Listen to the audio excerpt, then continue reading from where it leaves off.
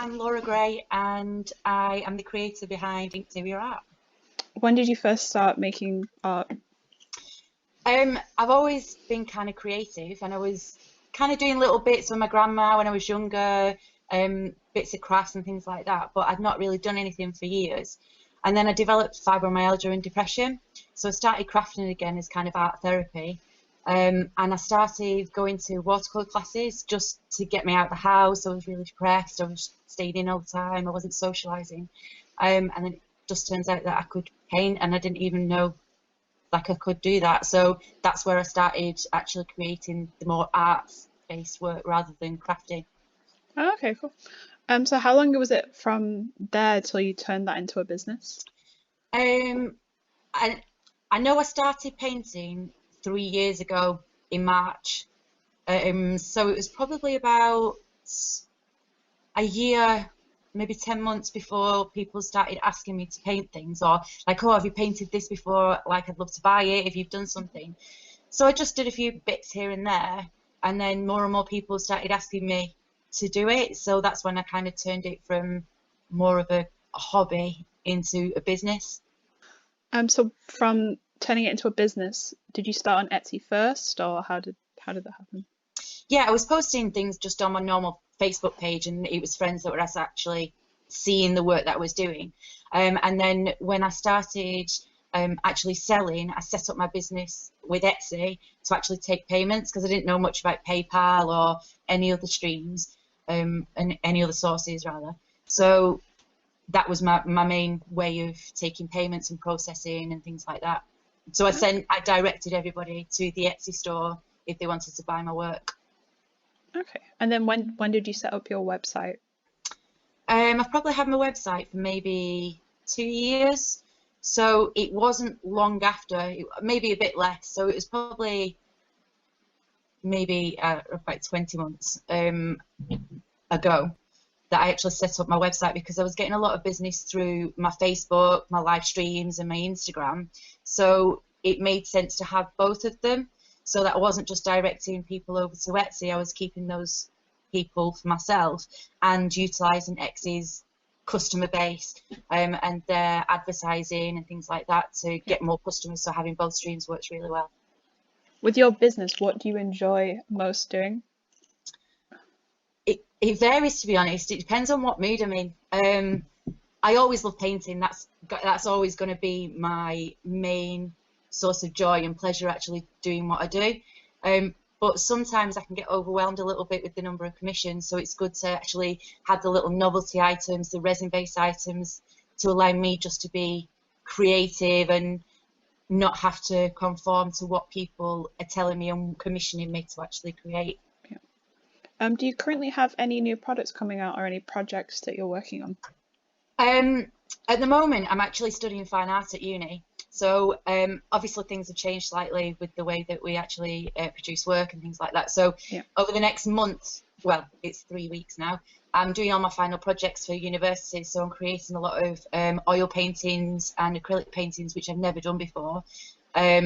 Normally I just usually work in watercolours and resin and concrete based art. So I'm concentrating more on different mediums. Over the summer, especially if lockdown continues, I'll probably be coming up, or hopefully coming up with some new products, because I like to have new things coming out all the time, especially coming up to Christmas and things. But I allow them just to kind of come to me rather than sitting down and trying to force new ideas. Things just kind of pop into my head, and I'll make notes and things like that, and then I'll develop those ideas from that. So I don't try not to force it too much. Yeah. Anyone ever copied your work? Yeah. I've had my art copied before, and I've also had products copied before as well. As far as the art goes, we're supposed to take it as flattery. You know, if you're good enough and creative enough for someone to actually copy your art, then it's kind of, I suppose, a bit flattering that somebody thinks you're worthy of copying. Yeah. I suppose people will never be able to do my art the same way that I will do my art. So as long as they're not 100% copying everything that I do, I kind of just leave them to it, because I'd like to think people buy from me because it's created by me not just the aesthetics of it as well. But I've had one of my novelty products copied, which I was the first one to create. I can't copyright it, unfortunately, because it's got a swear word in it, so I won't say which it is. But I've had a few people actually copy that product, which is really frustrating, because obviously I put a lot of work into coming up with these ideas and creating them and making them different, and I research it to make sure nobody else is doing those ideas. Yeah. So when you're the first to come up with that and then people start copying, it is really disappointing. After the first few times, you kind of just think, well, it is what it is, unfortunately. I suppose some people don't have the ability to come up with new products, and that's why they have to kind of ride off the back of other people.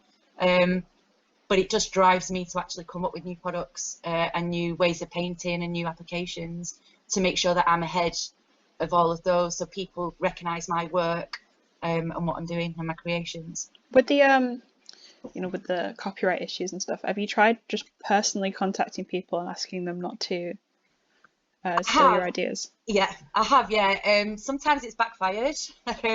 Some people have said, oh, well, you're copying me, which, I mean, people kind of have their own opinions, I suppose, and they are entitled to their opinions. Other than research for university and research to make sure nobody else is doing those products, I don't actually research other people's artwork. So I make sure that my art isn't influenced by anybody else. I do have artists that I do follow, and they probably paint similar to me, and that's why I follow them, because they're what I'm drawn to. But actually I have a lot of originals from other people. So I just make sure that if I'm coming up with a new idea, that I don't go and research it too much, so that they can't come back and say, well, you've seen my work somewhere else and it's copied. Mm-hmm. Also with the products with the swear word that obviously I can't copyright, a lot of them have an idea that once it's in the public domain, it's free for all and anybody can use it. Or I've had someone say, well, I saw it on Pinterest. Well, yeah, you saw my products on Pinterest, and with a link to buy it on Etsy or on my website and things like that. So it can be frustrating that people can be naive, I suppose, and think, well, just because I've seen it on the internet, it means that I can do it and I can sell it. But all you can do is try and educate those people. And if they come back to you and say, well, tough, I'm doing it anyway, it's one of those things where I don't have the funds to combat it or go to a lawyer and things like that. So unfortunately, there's not much as a small business person that I can do about that. Yeah, oh, that's unfortunate. A bit more of a light-hearted question. What are your favourite materials to use? Again, I think it depends on what mood I'm in. So I'll always love watercolour. That will always be my go-to painting medium. But since trying oils probably 2.5-3 months ago, I've really fallen in love with that. So I am really enjoying that, but I can get overworked on those. Whereas watercolours, I could literally paint a watercolour anytime and just sit down and just do anything. Whereas with oils, there's a lot of prep behind it. You have to be very motivated. And then sometimes I'll think, oh, I've not done any resin pieces for a week. I'll just go and put some new resin pieces in. And so it's a bit like saying, what's your favourite takeaway? It depends on what mood you're in, I guess. Is there any particular brands of paint that you prefer? Yeah, I can show you, actually. With my watercolours, it might be backwards actually. I use Cotman tubes, okay. So they're Cotman watercolours and professional tubes, and I use similar ones for my oils as well. For the resin, I use a couple of different brands. I use Art Resin, and I can't remember the other one, unfortunately. But it depends on what item I'm doing. So a lot of it's tried and tested, depending on what I'm actually doing at the time. But where can you buy your work other than Etsy on your website? You can buy it off Facebook and Instagram. They have links to my website as well, but you can actually buy direct through PayPal if you don't want to use a website. And I also set up payment plans on PayPal as well, so that if you want to pay in installments, say for a large piece of artwork and you can't pay all in one go, PayPal's a really good way of controlling that and making sure the buyer has protection as well as yourself. Oh, that's really good. I've never thought about doing installment payments. That's quite good. Okay. Especially around Christmas time when people have a lot to buy or they want to make sure that they're booked in, then it works really, really well. Yeah, definitely. You wouldn't think a small business would be able to provide that, so it's really useful. Yeah, PayPal makes it really, really simple to do. And you can just send an invoice and they can pay however much whenever they want. Great. So the first one comes from Sophie Haywood, and it's, who are your biggest inspirations?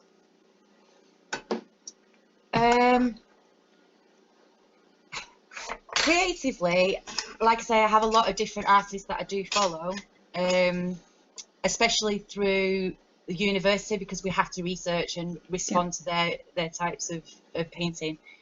Inspiration for my actual paintings and my products, I don't have inspirations because they all come from me, and I make sure that, like I said, I don't get inspired too deeply by somebody else, because otherwise it ends up looking similar to somebody else's and not actually coming from yourself. But I know that Josie Lewis on Instagram and Facebook is really, really colourful and really creative, especially when it comes to art therapy, which is obviously why I started. So she's a really, really great person to follow if you like in acrylics and watercolours and that side of it. Do you have any tips on how to organise yourself and fit everything into the day? Well, if you saw my house at the moment, you wouldn't think I'm organised, especially obviously with the lockdown. It looks like a tip. When I'm really, really busy, especially like around Christmas times and things like that, I have to have lists and I have to make sure I know when I'm going to the post office and when things have to be done by, especially with resin, because if it takes a few different resin curing times, then I've got to have it kind of planned in my head. But other than that, I don't plan it out, because with my watercolours, and particularly if I'm doing pet portraits, I can't just sit down and think, right, now is the time I have to do this pet portrait, because if I'm not feeling it, then it won't be my best work. So I'll usually do something else, maybe another watercolour that might be just really simple, like a floral piece or something like that, and then I will work when I have the motivation. But it's slightly different for me because I have fibromyalgia and chronic fatigue. Sometimes I can't work to a schedule anyway, because I might spend 3 days on the couch or in bed because I'm really poorly with my condition. So although it looks like I'm productive, I think it's more because art is my therapy. So when I am having a bad day or when I am feeling a little bit lost, I would just create anything that I feel like creating, because it's my therapy and it takes my mind off the pain and the fatigue and my situation. So I'm kind of blessed in that way that what I'm doing is kind of my medication as well, kind of thing. It's like I said, it's my therapy. So that's probably why I seem so productive. Yeah. And because I do so many different things as well, if I don't feel like doing something, like if I don't feel like painting, I've got other things that I can do. So I'm never stuck to just one thing and having to do that thing. Do your commissions mostly give you creative control then? Most of them, yeah. So especially with the pet portraits and things like that, they'll a lot of the time they'll just say do whatever you want to do, or what do you think? And I'll say, well, normally I would go this direction because I can be dictated by the colour in the first. So say for instance, if it was a brown and black dog, then I'd instantly go for sort of yellows, oranges and pinks where the brown part is, and then darker blues, turquoises, greens where the black is. So I try to keep it within the colours of the actual dog to represent that dog. But sometimes they'll come back to me and say, oh, I just want it as colourful as you can, especially with black pets. They'll just say, just go full on rainbow. So it's rare that I actually have somebody say, oh, can you do it in this colour scheme? They usually just leave it up to me. Okay, that's nice. Did something kickstart your decision to start your own business? Well, I wasn't working because of the fibromyalgia, because I was so poorly. And at the beginning of my fibromyalgia journey, I was so ill, both physically and mentally, that I couldn't be employed. I wasn't reliable. My cognitive abilities weren't great. Obviously, my pain was a major issue and things like that. So I'd lost kind of a purpose. So it actually gave me something to do. So it was good that it turned from a hobby into giving me a purpose in life, kind of thing. It will always be a hobby. I don't want it to get to a point where I'm creating things because I have to, because I think as artists and anyone who is creative and who makes things from scratch, you need to still have that passion behind what you're doing. So I don't look at it as work, and that's why it works for me, if that makes sense. Yeah, definitely. I mean, I think it's great that you're able to turn like your therapy into something profitable for you. That's great. That's why a lot of my stuff is like rainbow coloured, really bright, really. So even if it's like I have the Chill Pill range, so even those where they're aimed at positivity and mental health and things like that, they're still always really bright and colourful and cheerful. The same with the typography quotes, the mind over matter prints and things like that. Yeah. Have you got any tips for new Etsy sellers? So when you're about to open an Etsy shop, what I would say is don't overthink it. Think it too much. Yeah, you need to do research about your tags and your titles and things like that, but it can become really overwhelming really, really quickly. And especially with the 40 free listings, it doesn't really matter at the beginning. So what I would say is get all your shop opened, put it on vacation mode, get some things listed, then launch it. And then as you go along, you can tweak things and you can learn and you pick up things, especially like in the Etsy local Manchester group and things like that. You will slowly pick up different hints and tips. So although, yeah, it is a business and you want it to succeed, just to remember not to be overwhelmed by it and not to put too much pressure on yourself, because it can take months sometimes to learn how to do it. You're not going to do it all straight away, and you're not going to sell and get loads of sales straight away, although now is actually a really good time to open because everyone's shopping on the internet because they can't because they can't go in stores. Hello. Oh, we have a final question. How did you get into making acrylic/resin pieces on the side? I can't remember. I must have been in some craft group or something like that, and I think at the time I was just doing watercolors. So although it's great to paint all the time, it can be a bit repetitive, and sometimes you need something to break it up. So I was like thinking, oh, well, what else can I do? What else could I do within my house and within the means that I actually have? And it's called Petri dish art. It just seems to really fit with my colours and things like that. I think it gave me a feeling of positivity, a bit like colour therapy. So I think I can't even remember. I must have seen it on some groups, and I just kind of went and bought some stuff and tried a few things out, and then it develops. I was also doing some concrete items, which at the time not many people were doing. A couple of years ago, it's kind of progressed a bit now. A lot of people are doing it, but I wanted to kind of take it to the next level. I wanted to mix them both together, not literally.